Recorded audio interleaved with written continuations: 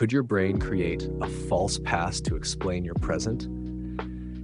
Imagine waking up one morning with a strange feeling. Nothing is obviously wrong. You recognize your room, you recognize your family, you recognize yourself. But something about your past feels different.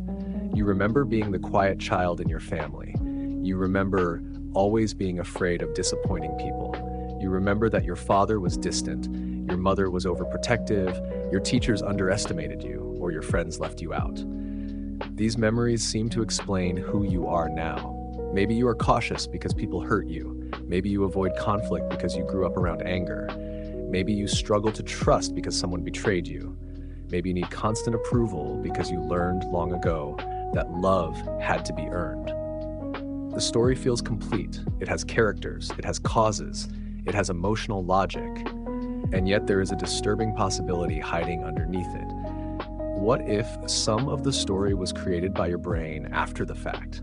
Not invented deliberately, not fabricated like a lie, but constructed.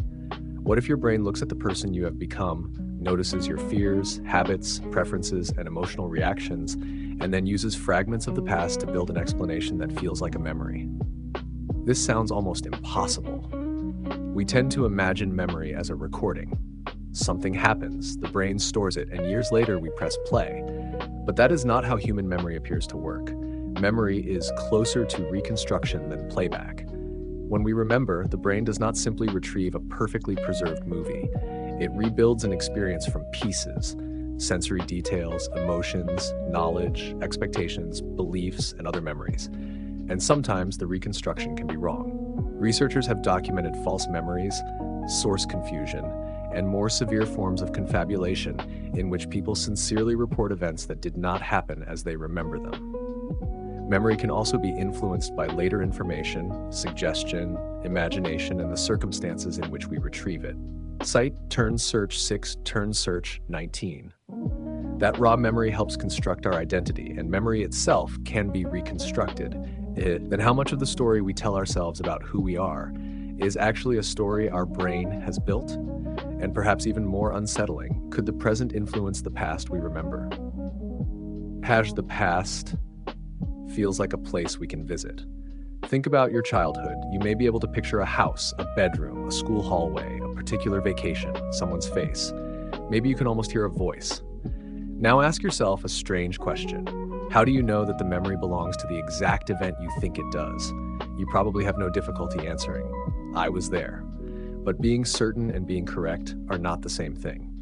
Memory researchers have spent decades studying this gap. One important idea is called source monitoring. In simple terms, your brain does not only ask, "Do I remember this?" It also has to ask, "Where did this come from? Did I actually experience it? Did someone tell me about it? Did I imagine it? Did I see it in a photograph? Did I dream it? Did I hear the story so many times that it eventually began to feel like something I personally experienced?" These distinctions are surprisingly fragile. Research on true and false memories suggests that remembering involves making judgments about the source of mental experiences, using details, prior beliefs, motives, and context.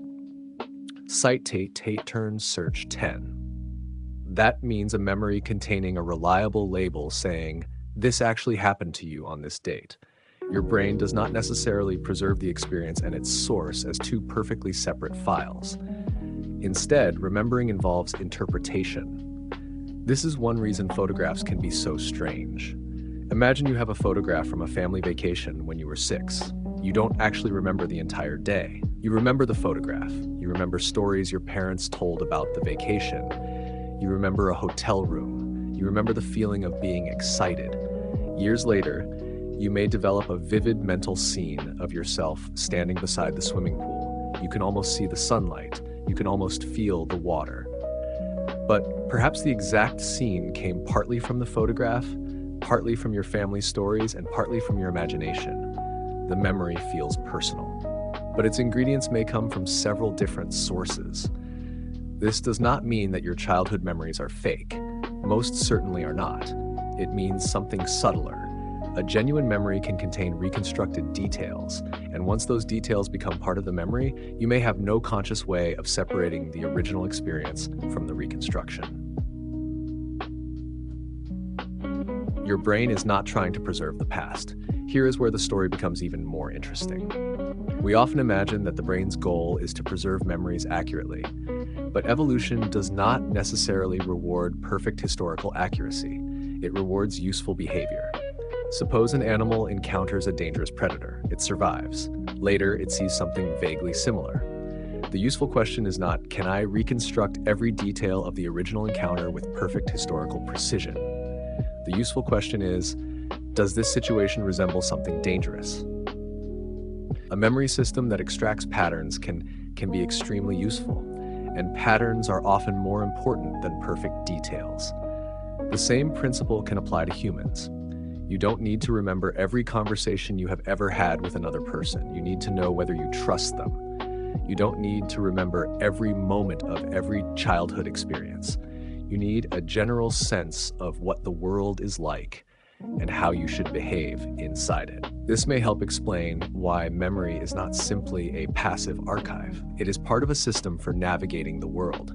Your brain is constantly trying to answer questions such as, what is happening? What does this resemble? What happened before? What should I expect? What should I do next? And that last question matters, because the brain does not only use the past to understand the present. The present can also influence how the past is reconstructed. Tash, the memory that changes when you remember it.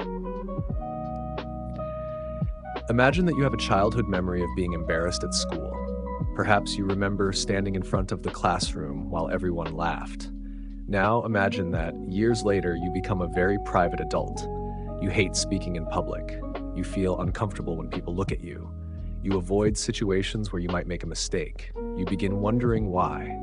Your mind searches backward. It finds the classroom memory. There, your brain seems to say, that's where this came from. The explanation feels satisfying. Maybe that event really did matter. But now something interesting has happened. The memory is no longer just a memory. It has become an explanation. And explanations have power. Once you interpret an event as the origin of your personality, future memories may be organized around that interpretation. You may remember other moments of embarrassment more strongly. You may notice evidence that supports the story. You may forget moments that contradict it. Eventually, your childhood can begin to look like a coherent narrative. Not necessarily because it was originally that coherent, but because your adult mind has organized it that way. This is one of the deepest problems with autobiographical memory. We don't simply remember events. We remember what those events mean to us. And meaning can change. The past is not as far away as it seems. There's another strange property of memory. When you remember something, you are not simply retrieving a frozen object from storage. The act of remembering can itself affect the memory. This idea is related to what researchers call reconsolidation.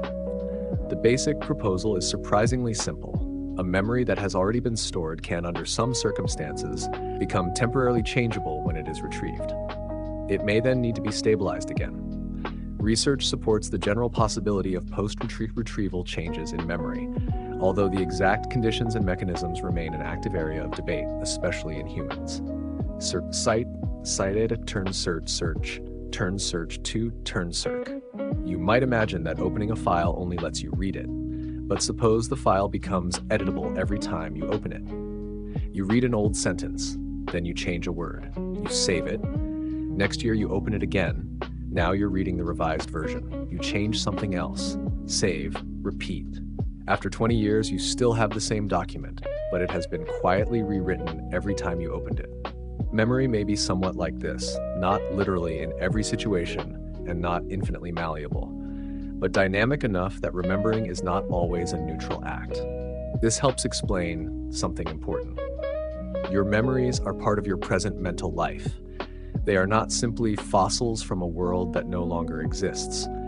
They can interact with what you currently believe, and that creates the possibility of a feedback loop. Your past influences your present. Your present influences what you notice about your past.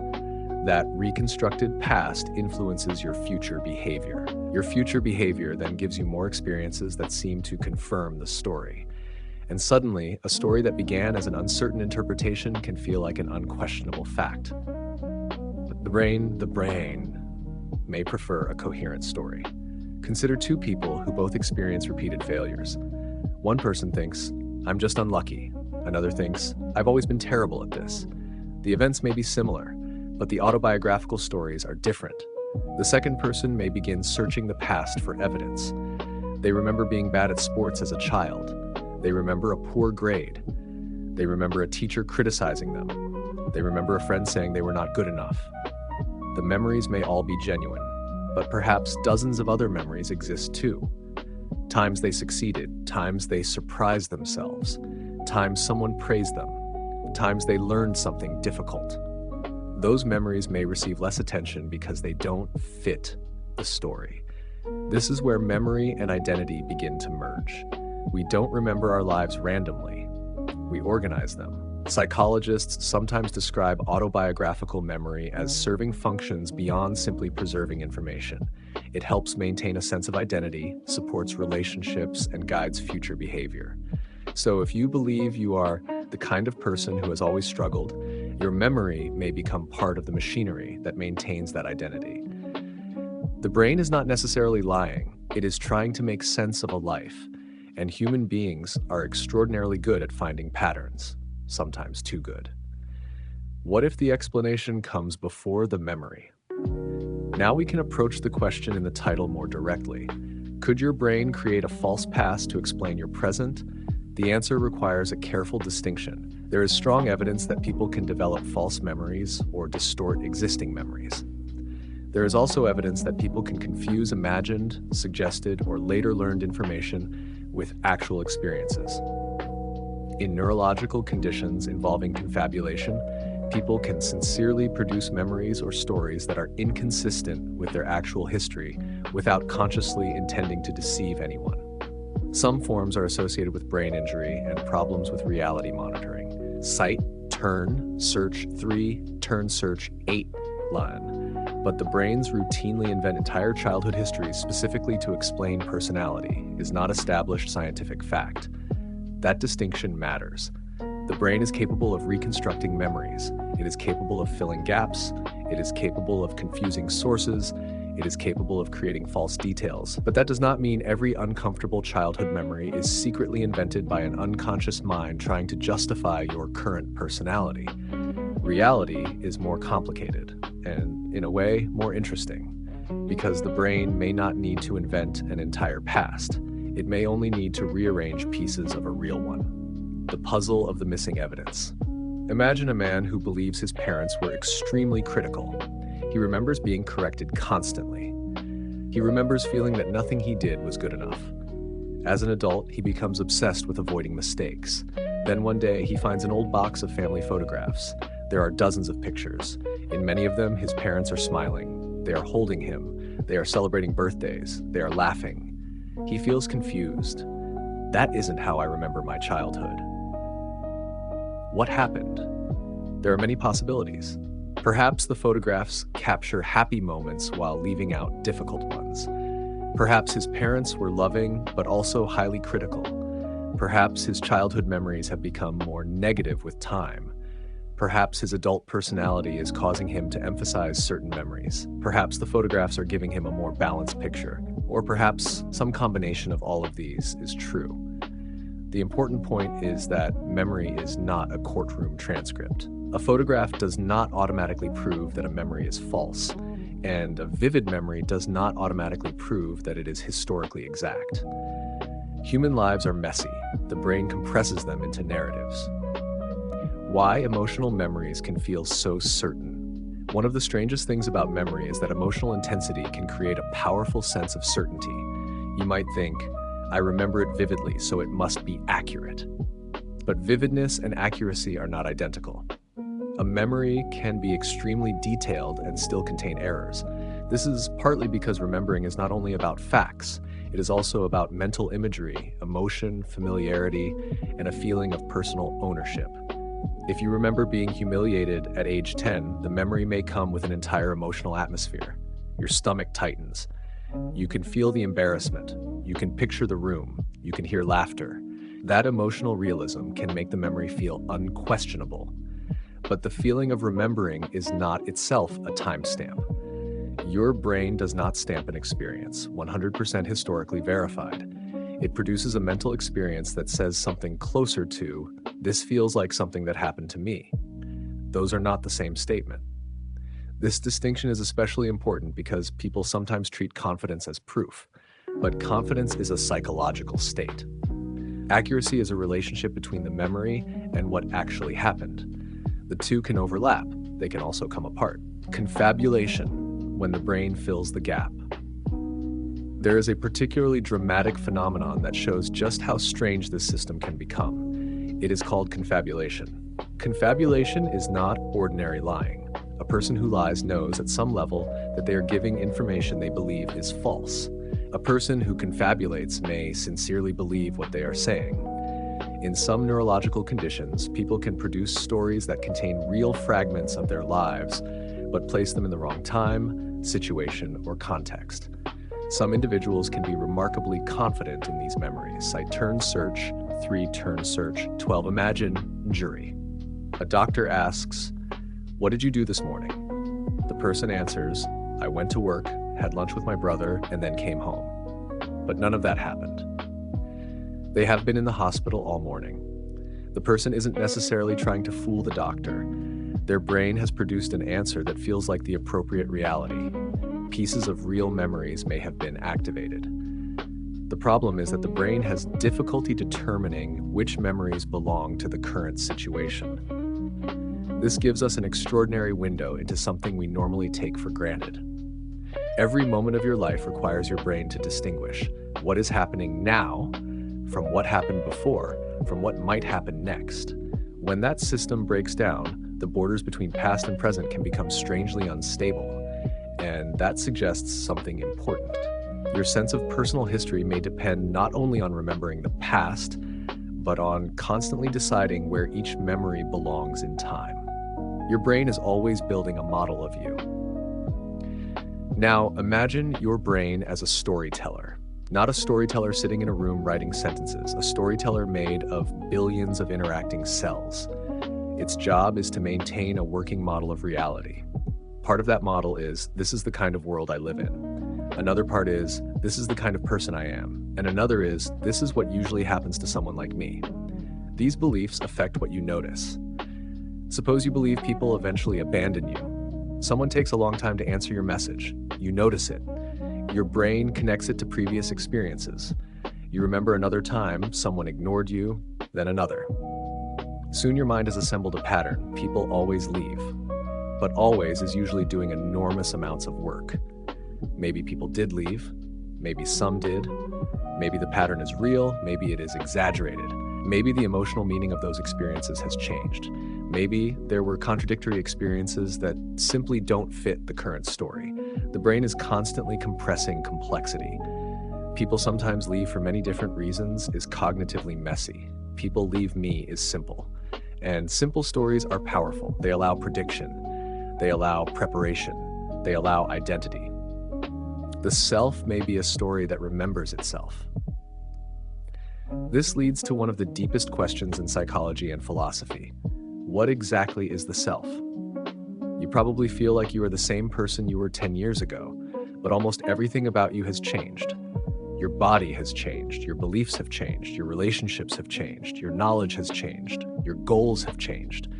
Even many of your memories have faded. And yet there is a sense of continuity. Why? One possibility is that memory helps create that continuity. Your childhood self and your current self become connected by a narrative. I was that person, and then these things happened, and that is how I became me. But notice something strange. The narrative itself is constructed in the present. Your current self is looking backward. The person you are today decides which events seem important. The person you are today decides what those events mean. The person you are today decides which memories belong in the story. In that sense, autobiography is always being written from the present. You cannot tell the story of your childhood from the psychological position of your childhood self. You tell it as the person you have become, and that means the past you remember is partly shaped by the person doing the remembering. The child you remember was not the child you were. Think about your younger self. You probably remember that child as having certain qualities, maybe shy, maybe rebellious, maybe sensitive, maybe ambitious, maybe insecure, maybe funny. But here's the problem. The child you remember did not understand the world the way you do now. You know things that child didn't know. You understand relationships differently. You understand your parents differently. You understand money, sex, death, work, social status, love, failure, and adulthood. You have concepts that did not exist in the same form inside that child's mind. So when you remember your childhood, you are not simply retrieving the child's perspective. You are interpreting it through the adult you have become. This can produce something almost like time travel in reverse. You take your current knowledge and project it backward. A child who simply felt that a parent was angry may become, in your adult memory, a child who understood that the parent was emotionally unavailable. Those two experiences are not necessarily identical. The second interpretation may be correct. It may also be something the adult mind added later. This does not make the interpretation meaningless. It means we should distinguish between what the child experienced and what the adult believes the child experienced. Those can overlap without being identical. Why we love origin stories. Human beings have a powerful appetite for beginnings. We want to know why. Why am I like this? Why do I fear this? Why do I always choose these kinds of relationships? Why can't I trust people? Why am I afraid of failure? Why do I need control? Why do I hate being ignored? The mind naturally searches for origins, and once it finds one, the world can suddenly feel clearer. I know why I am this way. There is psychological comfort in that sentence. An unexplained trait feels chaotic. A trait with a cause feels organized. That is one reason origin stories can become powerful. They give suffering a shape. They turn random events into a sequence. Something happened, then something else happened. Then I became this person. The story creates causality. But causality is difficult to establish from memory alone. Two events can be connected in time without one causing the other. A childhood experience can influence adult behavior without being its single origin. And an adult personality trait may have many causes: temperament, biology, learning, culture, relationships, chance, repeated experiences, and choices. Human behavior rarely has one neat beginning, yet the brain loves neat beginnings. The dangerous comfort of a perfect explanation. Imagine you've spent years believing, my parents caused my fear of failure. Maybe they did contribute, but suppose the story becomes absolute. Everything now points backward. Every anxious thought becomes evidence. Every mistake reminds you of childhood. Every criticism becomes proof. The past becomes a prison. This is where a useful psychological insight can become an unhelpful certainty. Understanding the past can be valuable, but believing that the past must contain one definitive explanation for everything you are today can create a trap. It encourages a search for a single hidden event, a missing conversation, a forgotten trauma, a childhood moment that supposedly explains everything. But human beings are not machines with one broken component. We are systems. A person can become cautious because of dozens of small experiences rather than one dramatic event. They can become perfectionistic because of temperament combined with family expectations, school experiences, social comparison, and repeated reinforcement. They can become distrustful after several disappointments rather than one catastrophic betrayal. The real story may be less cinematic and perhaps more accurate. When memory meets suggestion. There is another reason we should be careful with our personal histories. Memory can be influenced by information introduced after an event. Researchers have repeatedly studied how misleading information, suggestion, imagination, and questioning can affect memory. Laboratory work has also found that when people are pushed to invent answers about things they don't remember, some can later report parts of those answers as if they were genuine memories. Cite turn search, for turn search, 19 Imagine asking yourself the same question for years. What happened to me when I was young that made me afraid of people? The question contains an assumption. It assumes there was a specific thing. Then your mind searches. Maybe it finds a memory of being excluded at school, maybe another of being criticized, maybe an argument, maybe an awkward social moment. Eventually, one of these memories becomes the candidate. Now you have a possible origin. If you repeatedly revisit it, talk about it, write about it, and interpret it, the memory may become increasingly integrated into your personal narrative. That does not mean you have manufactured it, but the interpretation can become stronger over time. This is why memory should be handled carefully in settings where the stakes are high, including legal investigations and attempts to reconstruct uncertain personal histories. Research on false memories and source monitoring has long raised concerns about suggestion and social pressure. Cite Turn Search 6, a confident memory DT, does not automatically deserve absolute certainty. The strange case of the memory you don't have. There is another subtle possibility. Sometimes what shapes us is not a specific remembered event. It is a repeated pattern. Imagine a child who grows up in a household where emotions are rarely discussed. Nothing dramatic happens. There is no single terrible day. There is no cinematic event. Instead, thousands of small interactions teach the child. Don't make trouble. Keep your feelings to yourself. Be useful. Don't need too much. Don't ask for help. Years later, the adult may struggle to express emotion. If they search their memory for the origin, they may find nothing dramatic.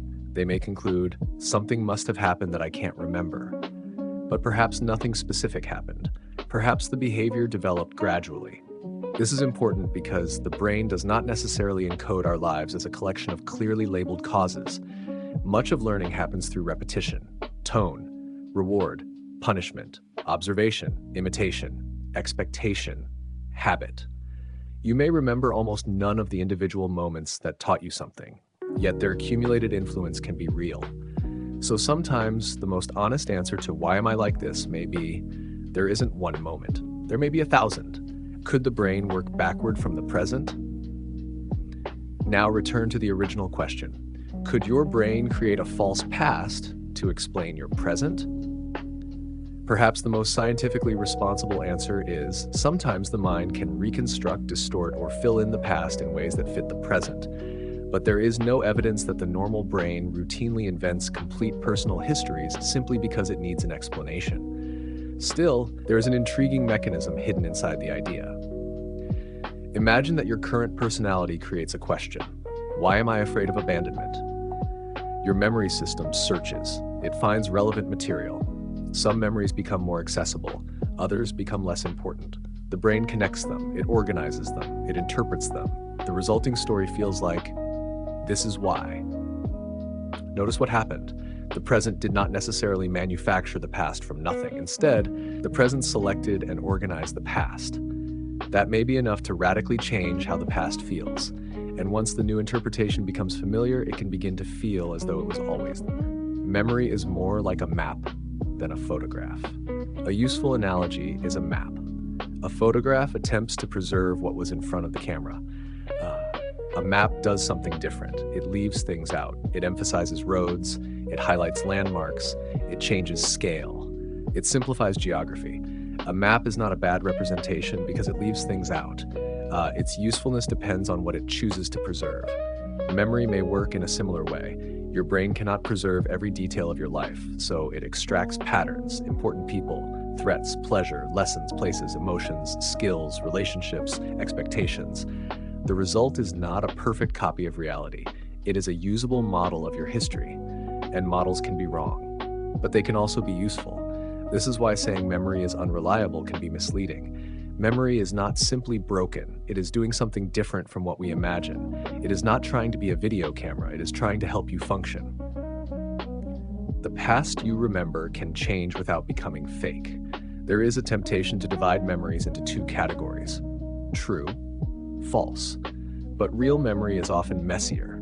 Consider a childhood birthday. Maybe the birthday definitely happened. Your family was there. There was cake. You received a gift. Those facts may be solid, but perhaps you remember the exact color of the plates incorrectly. Maybe you remember your cousin being there when they weren't. Maybe you remember opening a particular gift at the party even though you actually opened it the next morning. The memory is not simply true or false. It contains accurate elements and reconstructed elements. That may be normal. In fact, the ability to generalize and reconstruct is part of what makes memory useful. The problem appears when we treat every detail as equally certain, or when we use uncertain memories to make very certain claims about ourselves or other people.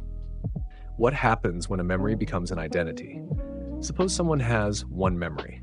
I was rejected. That is an event. Now suppose the interpretation becomes, people reject me. That is a belief. Then, I am someone people reject. That is an identity. Notice the progression: event, pattern, belief, identity. At each stage, something is added. The original event may be real, the pattern may be partly real, the belief may be understandable, but the identity is much larger than the original event. And once identity enters the picture, memory can begin serving it. You don't simply remember what happened, you remember evidence for who you believe you are. This may be one reason contradictory memories can feel strangely invisible. If a memory doesn't fit the identity, it may not feel important. If it fits perfectly, it becomes emotionally bright. Over years, this can create the illusion that the past was always pointing toward the present, as if your childhood was a prophecy, but perhaps the prophecy was written backward.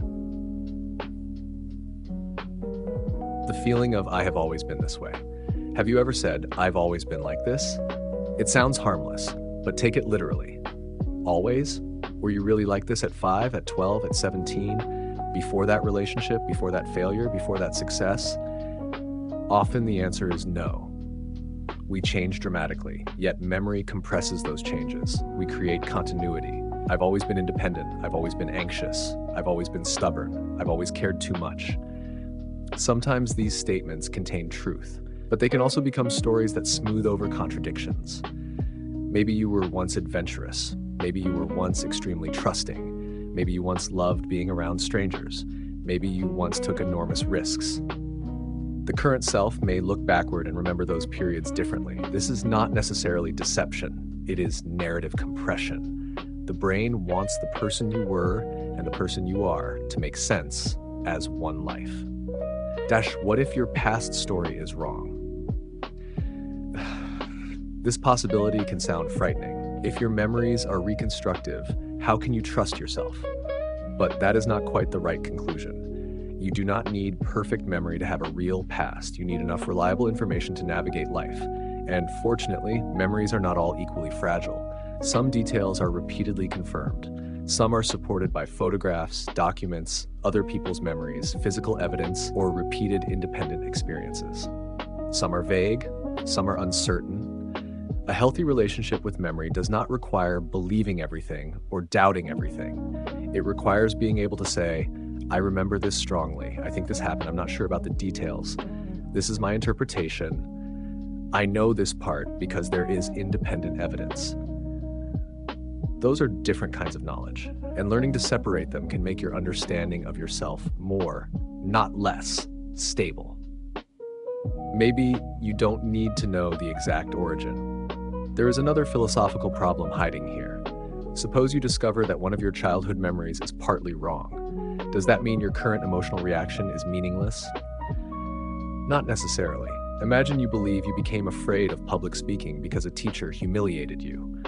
Later, you discover the event probably happened differently than you remember. You might feel disappointed, but your fear is still real. The question is no longer, did this exact event cause me? It becomes, what experiences and learning shape this response? That is a much more interesting question, and it is often more useful. You don't necessarily need a perfect historical explanation to understand a present pattern. You can study the pattern itself. When does it appear? What triggers it? What does your mind predict? What do you do afterward? What happens when you behave differently? These questions move from archaeology to experimentation. Instead of endlessly digging backward, you can also investigate the person you are now. The past may be real without being final. This may be the most important distinction. Your past matters, but it does not have to be destiny. A childhood experience can influence you without completely defining you. A memory can be imperfect without making your identity meaningless. A story about yourself can be incomplete without being worthless. And discovering that your memories are reconstructive does not mean you have no access to truth.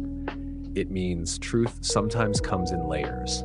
There is what happened. There is what you remember. There is what you believe happened. there is what you think it meant, and there is what it means to you now.